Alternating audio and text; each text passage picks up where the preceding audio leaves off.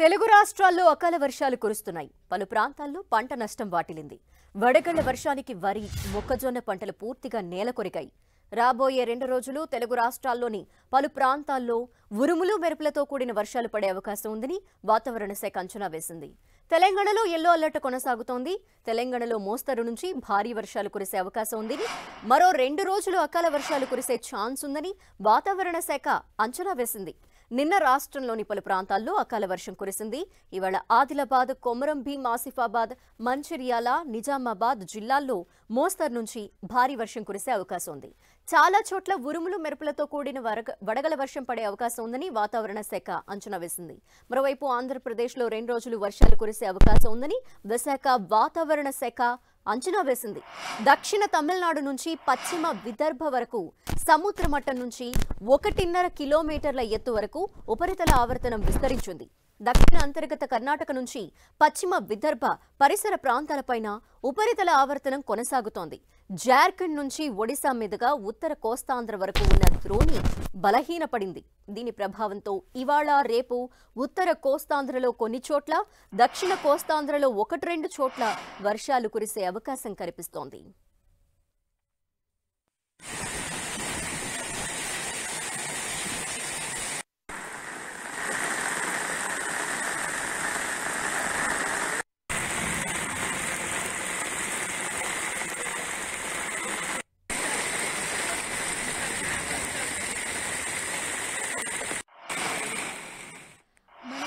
విదర్భ నుంచి దాదాపుగా దక్షిణ తమిళనాడు వరకు కూడా ఒక ఉపరితల ఆవర్తనము మరియు ద్రోణి కూడా ఉండడం వల్ల ఈ ద్రోణి యొక్క ప్రభావము, దీంతో పాటుగా మనకి వెస్టర్లీ ట్రఫ్ కూడా కిందకి రావడం వల్ల ఈ రెండింటి కారణాల వల్ల గత 48 గంటల నుంచి చూసుకున్నట్లయితే మనకి నిజామాబాద్, కామారెడ్డి, అదేవిధంగా వికారాబాద్, ఆదిలాబాద్, రాజన్న సిరిసిల్ల ప్రాంతాల్లోని థండర్స్టార్మ్ అంటే ఉరుములు మెరుపులతో కూడిన వర్షపాతంతో పాటుగా వడగళ్ల వర్షం కూడా కురవడం జరిగింది.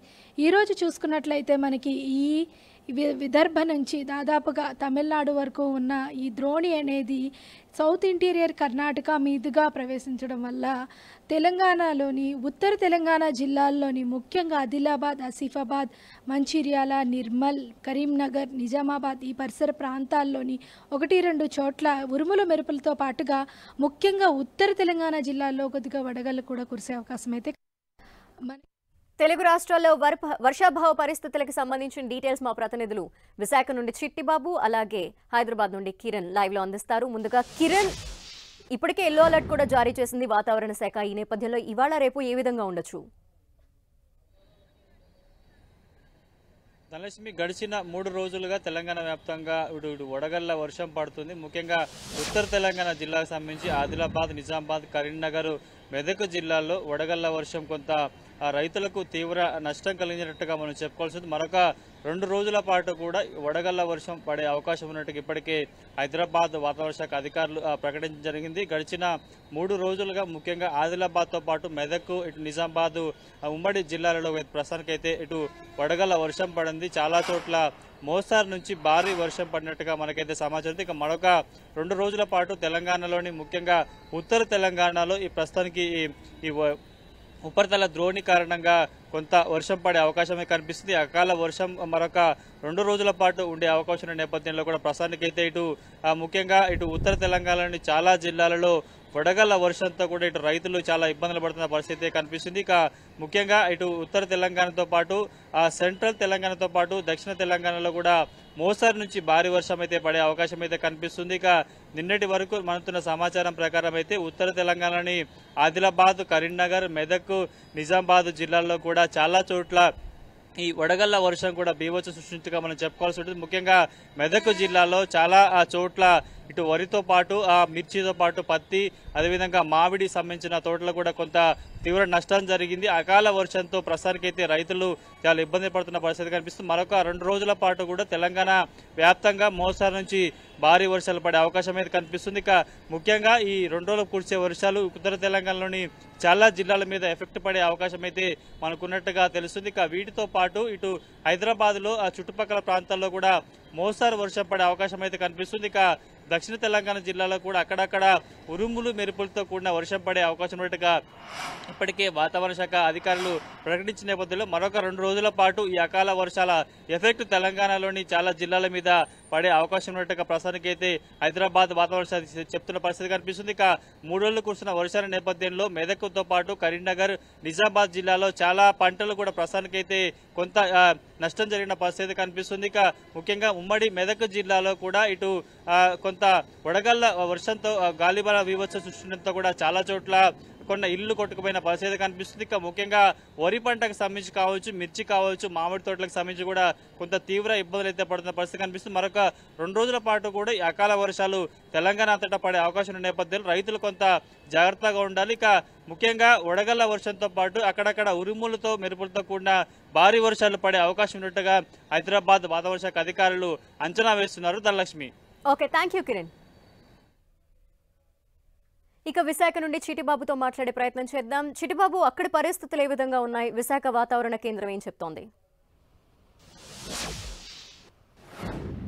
ధనలక్ష్మి, ఏపీలో 2 రోజుల పాటు కొన్ని జిల్లాల్లో విస్తారంగా వర్షాలు కురుస్తాయని, 1-2 చోట భారీ నుంచి అతి భారీ వర్షాలు కురిసే అవకాశం ఉందని విశాఖ తుఫాను హెచ్చరిక కేంద్రం అధికారులు చెప్తున్నటువంటి పరిస్థితి. ప్రస్తుతం ఒక ద్రోణి కొనసాగుతుంది.